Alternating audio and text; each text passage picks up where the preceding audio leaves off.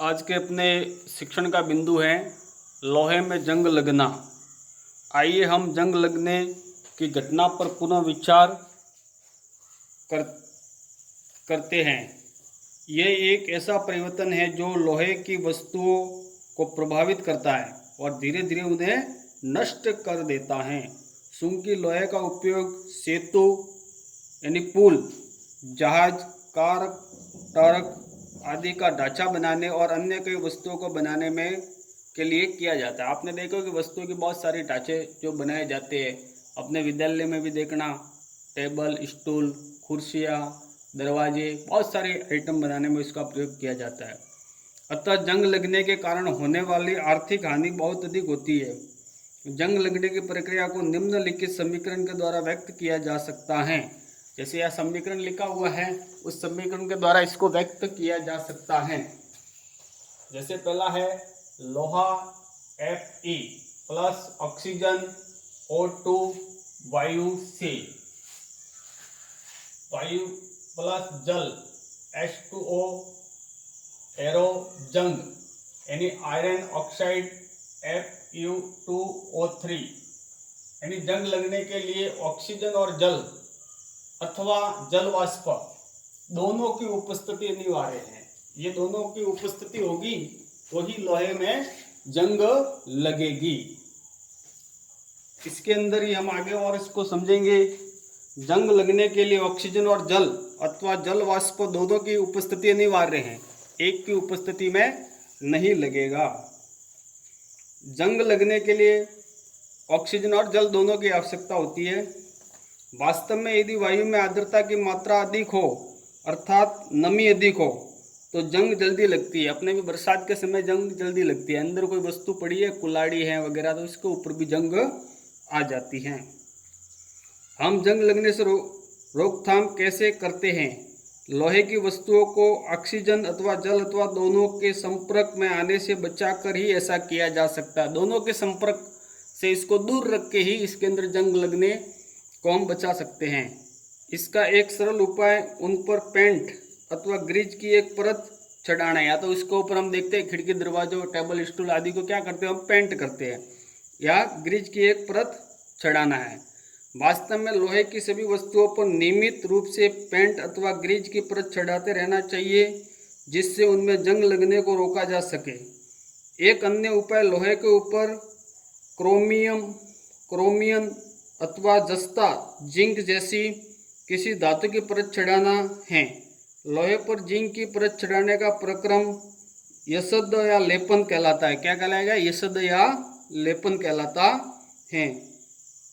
अपने घरों में पानी की आपूर्ति के लिए उपयोग होने वाली लोहे के पाइप यशद लेपित होते हैं। अपने घर के अंदर जो लोहे की पाइप लगी हुई होती है पानी सप्लाई के लिए, वो यशद लेपन होती है। आजकल तो क्या हो गया, प्लास्टिक की पाइपें आ गई है जिससे उनमें जंग नहीं लगता। क्या आप जानते हैं कि पानी के जहाज लोहे के बने होते हैं? जो पानी में चलते बड़े बड़े जहाज वो लोहे के बने हुए होते हैं और उनका एक भाग हमेशा पानी में डूबा रहता है। पानी के ऊपर के भाग पर भी जल की बूंदें गिरती रहती है। यही नहीं, समुद्र के पानी में अनेक लवण भी पाए जाते हैं।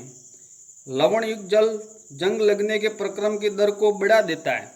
समुद्र के पानी में अनेक लवण पाए जाते हैं जो उसके जंग लगने की गति को बढ़ा देता है।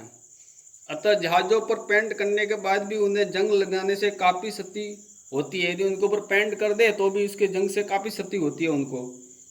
यही नहीं, जहाज़ों के लोहे के कुछ भाग को बदलना प्रतिवर्ष आवश्यक हो जाता है।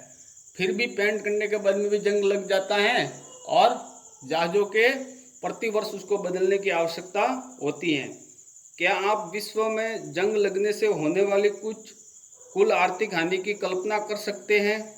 ये अपने लिए एक प्रश्न है। अब एक क्रिस्टलीकरण अगला बिंदु है अपना। कक्षा 6 में आपने पढ़ा कि साधारण नमक लवण को समुद्र जल के वाष्पन द्वारा प्राप्त किया जाता है। समुद्र जल का जो वाष्पन होता है उससे प्राप्त किया जाता है। इस प्रकार प्राप्त होने वाला नमक शुद्ध नहीं होता है। उसके क्रिस्टलों के आकार को स्पष्ट रूप से नहीं देखा जा सकता, तथापि किसी पदार्थ के शुद्ध क्रिस्टल उनके विलय से प्राप्त किए जा सकते हैं। ये प्रक्रिया क्रिस्टलीकरण कहलाती है। यह भौतिक परिवर्तन का एक उदाहरण है। इसके लिए क्रियाकलाप भी दिया गया है। उस क्रियाकलाप से हम इसको और अधिक समझ सकते हैं। जैसे क्रिस्टलीकरण, शुद्ध क्रिस्टल उनके विलय से प्राप्त किए जा सकते हैं। ये प्रक्रिया क्रिस्टलीकरण कहलाती है। क्रिस्टलीकरण की परिभाषा है। इसके बाद में क्रियाकलाप एक दिया गया है, बीकर है। बीकर में हम कॉपर सल्फेट मिला रहे हैं, फिर इसको क्या करेंगे, हिलाते रहेंगे और इसके अंदर कॉपर सल्फेट को मिलाते रहेंगे। इस प्रक्रिया को समझेंगे। किसी बीकर को लगभग 1 कप जल लीजिए और उसमें तनु सल्फ्यूरिक अम्ल की कुछ बूंदें मिलाइए। जल को गर्म कीजिए। जब तक उबलना आरंभ कर दे तो उसमें धीरे धीरे कॉपर सल्फेट का सूरण निरंतर चलाते हुए मिलाइए, यानी उसको हिलाते हुए मिलाना है। कॉपर सल्फेट का सूरण मिलाना तब तक जारी रखें जब तक कि उसमें और कॉपर सल्फेट घोलना संभव न हो, यानी और उसके अंदर कॉपर सल्फेट को घोलना संभव नहीं हो, तब तक घोलते रहना है। विलयन को फिल्टर पेपर की सहायता से छान लीजिए, फिर उसको सानना। इसे ठंडा होने दीजिए। जब विलयन ठंडा हो रहा हो तो उसे हिला डुला कर या अन्य किसी प्रकार न छोड़े। कुछ समय बाद विलय को देखिए। कुछ समय बाद में उसका अवलोकन करना, यानी उसको देखना। क्या आपको कॉपर सल्फेट के क्रिस्टल दिखाई देते हैं? यदि नहीं तो कुछ और समय तक प्रतीक्षा कीजिए। यदि आपको उसके क्रिस्टल दिखाई देते हैं या नहीं तो और समय तक प्रतीक्षा करना। आपने भौतिक और रासायनिक परिवर्तन के बारे में पढ़ा था। अपने आसपास दिखाई देने वाले परिवर्तनों को भौतिक अथवा रासायनिक परिवर्तनों के रूप में पहचानने का प्रयास कीजिए।